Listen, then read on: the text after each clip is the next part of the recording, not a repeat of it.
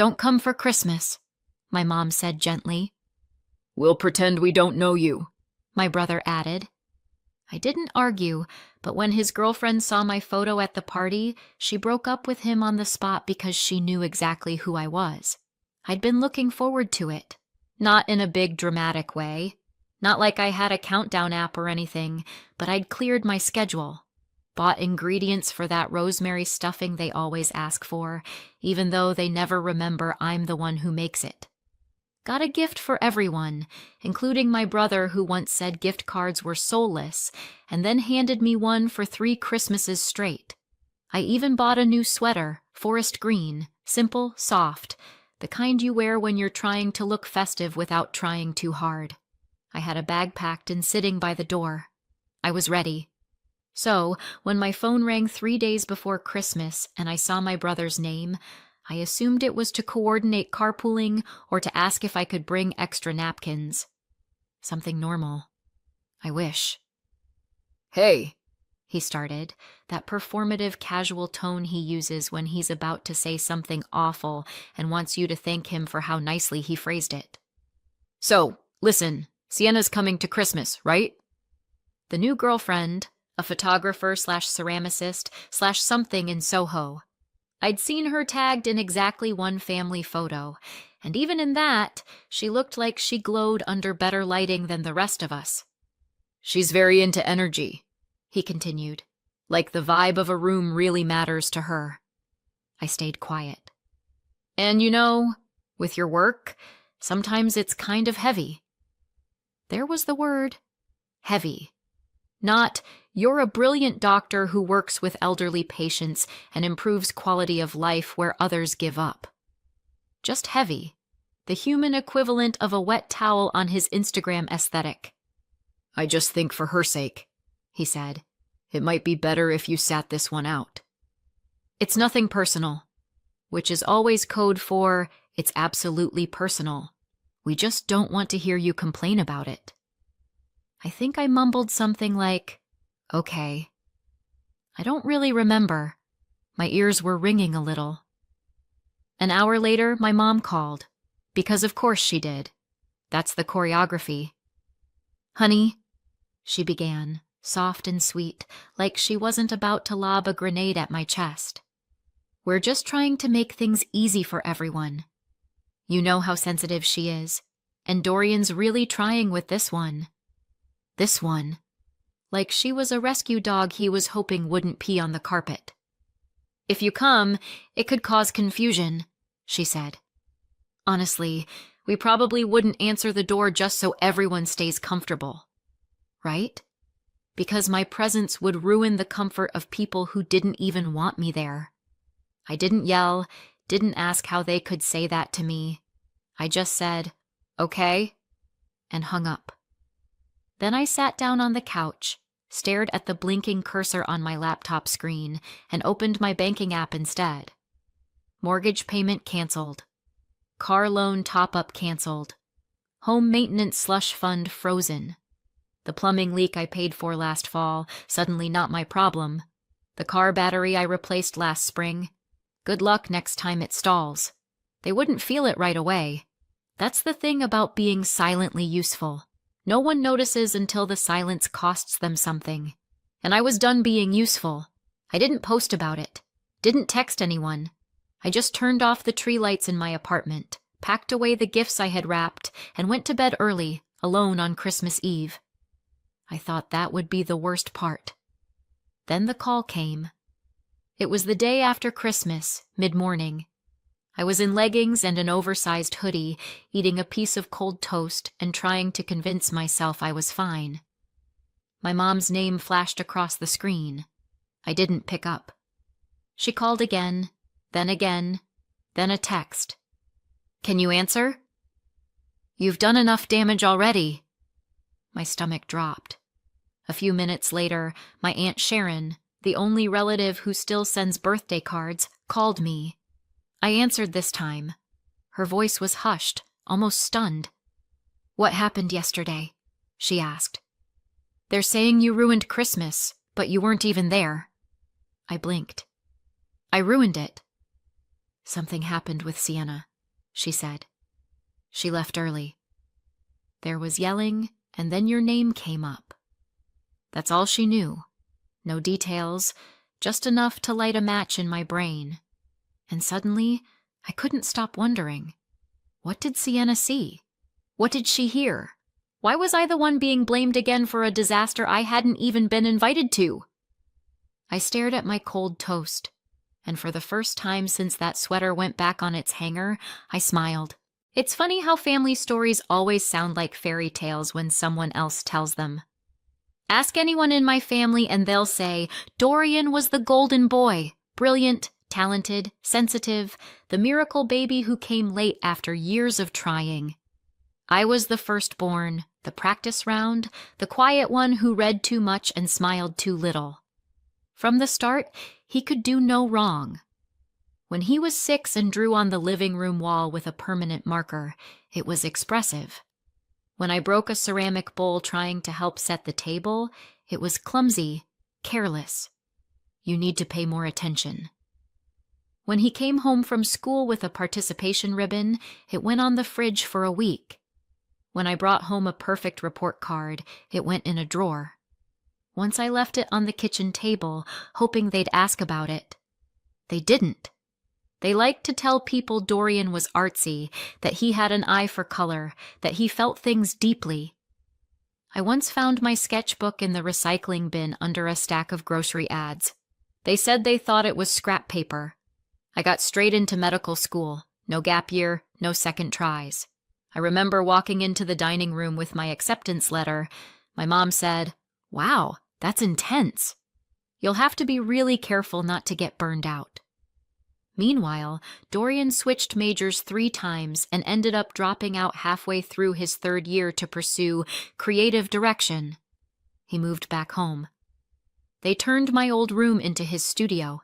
That year, they threw him a party, a life re-entering party, with balloons. I wasn't invited. There's a photo that lives in a frame on my parents' hallway table.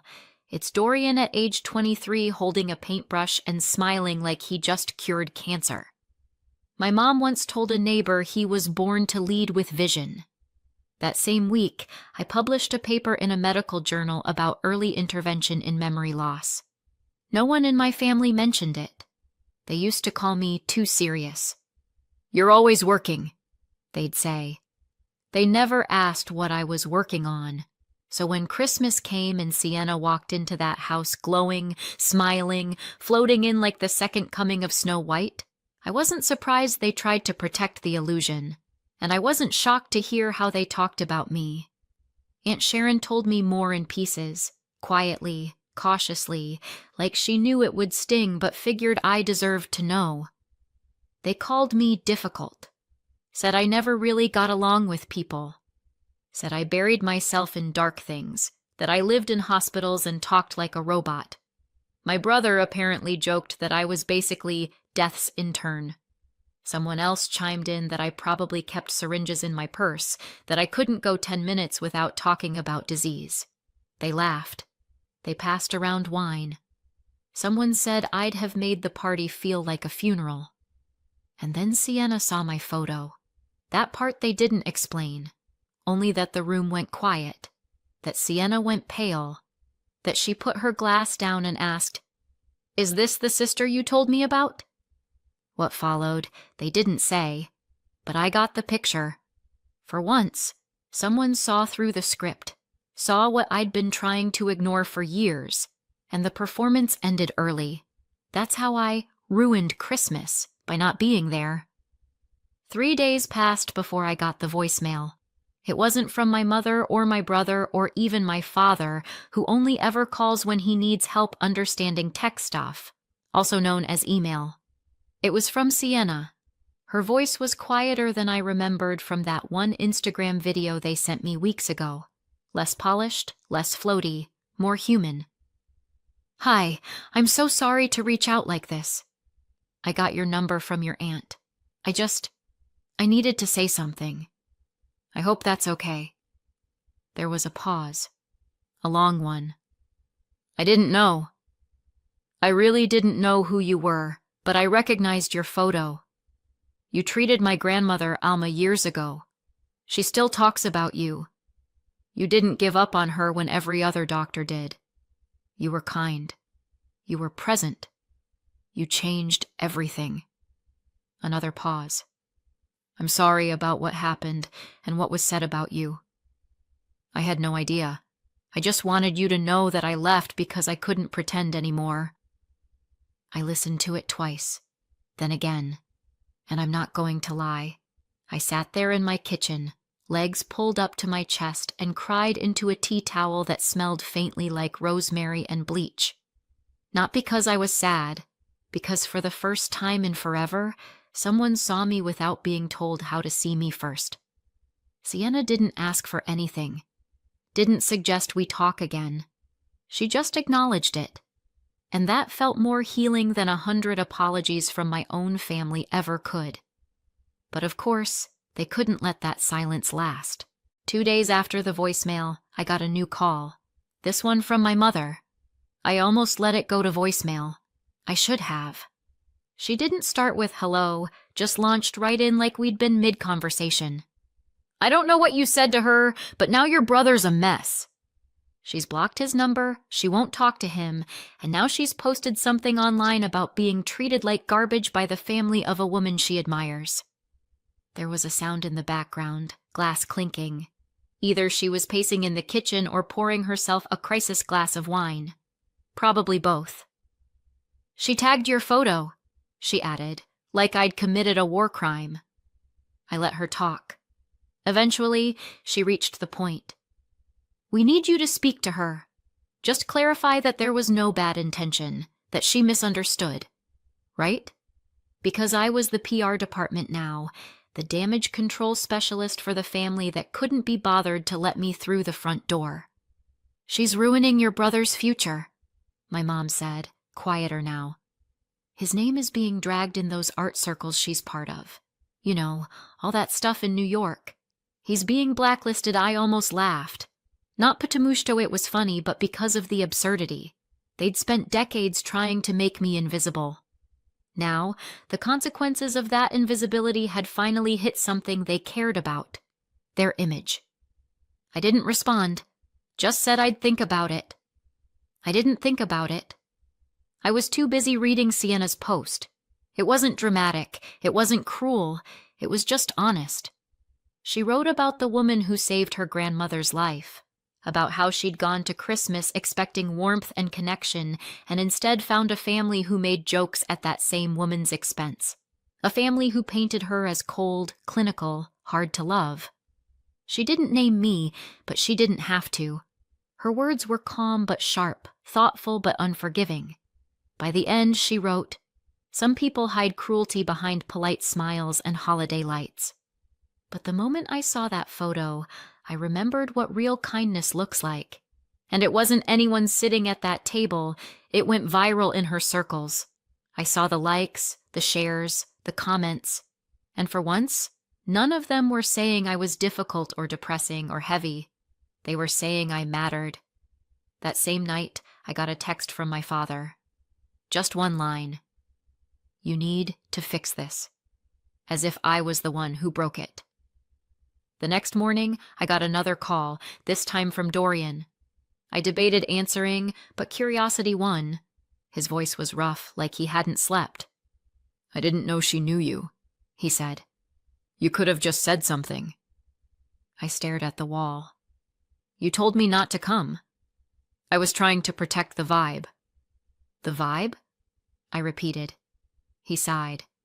"You know what I mean." "I really don't." Another pause.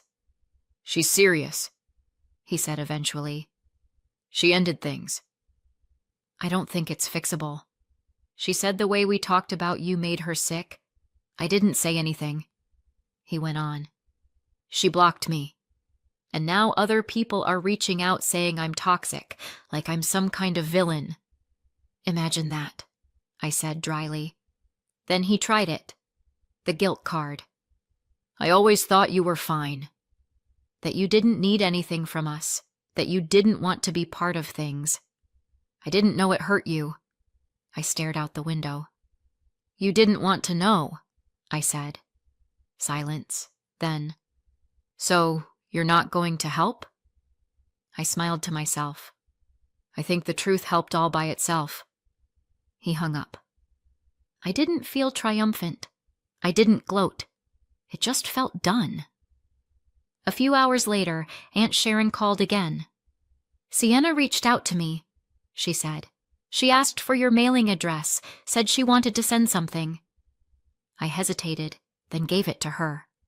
The letter arrived 3 days later, handwritten, thick paper, ink slightly smudged in places. Inside, she told me her grandmother still did yoga twice a week, still walked to the market, still told the story of the young doctor who looked her in the eye and said, "You're not done yet." She thanked me not just for saving her grandmother, but for showing her what real strength looked like. I kept that letter, framed it, even hung it just beside my desk where I do my end-of-day notes. And as I filed another patient update, I realized something. For the first time in years, I didn't feel like I had to prove anything. Not to them, not to anyone. I didn't save a life for praise. I didn't cancel payments for revenge. I didn't ruin Christmas to make a point. But the truth had its own timing, and this time it showed up right on cue.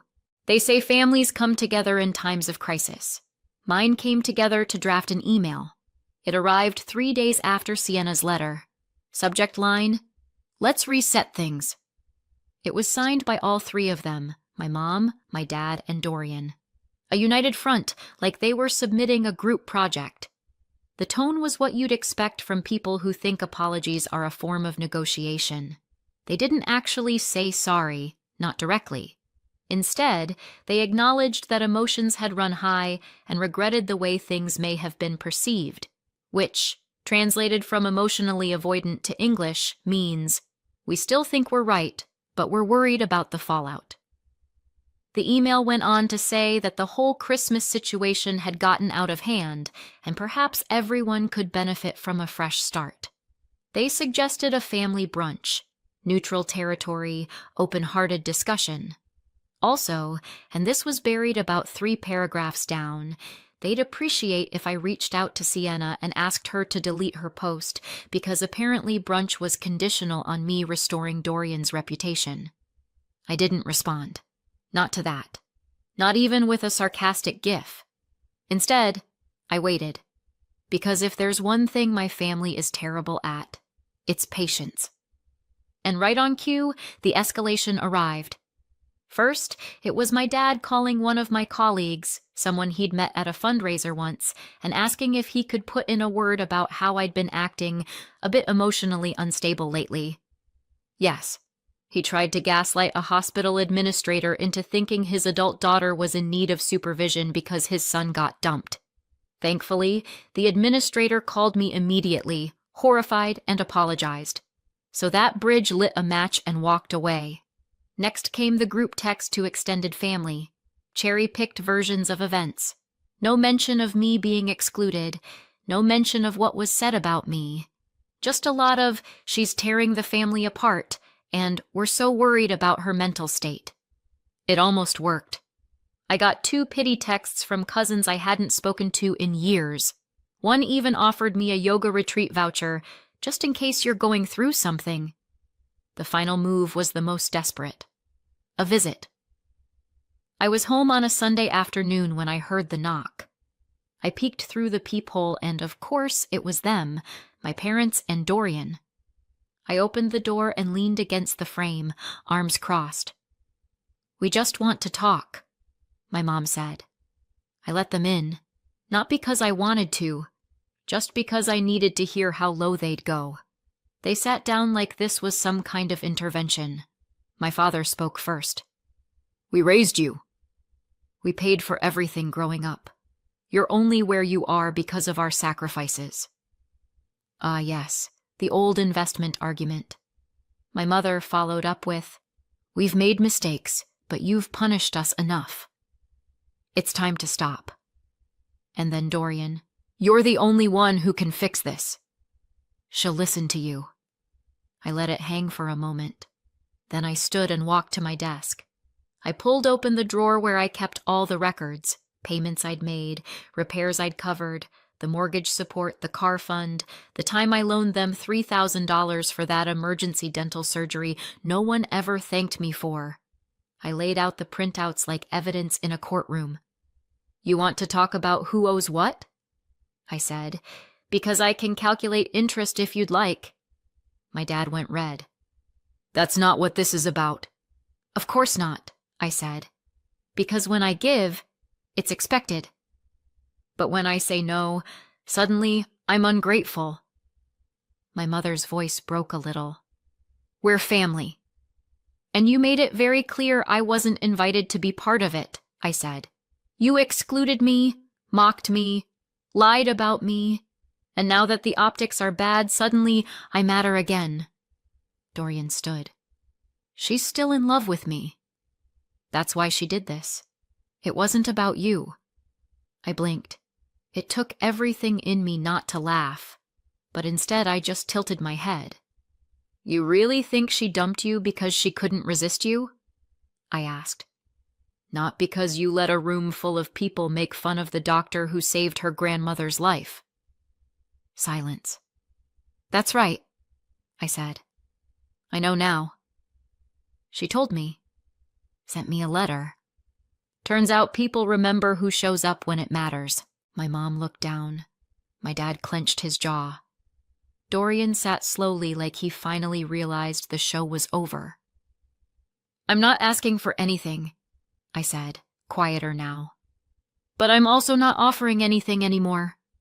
Not forgiveness, not money, not silence." They left without another word. That was 2 months ago. Since then, I've heard through Sharon that Dorian moved in with a friend, that his freelance gigs dried up, that his name doesn't open doors the way it used to. My parents put the house up for sale. Couldn't afford the mortgage. Apparently, they're renting now.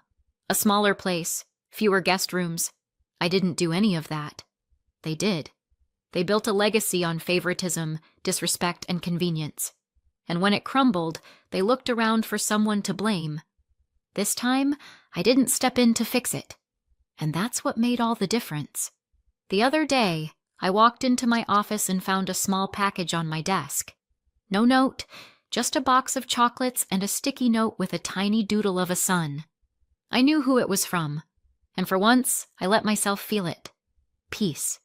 Not revenge, not righteousness, just the quiet relief of having nothing left to prove.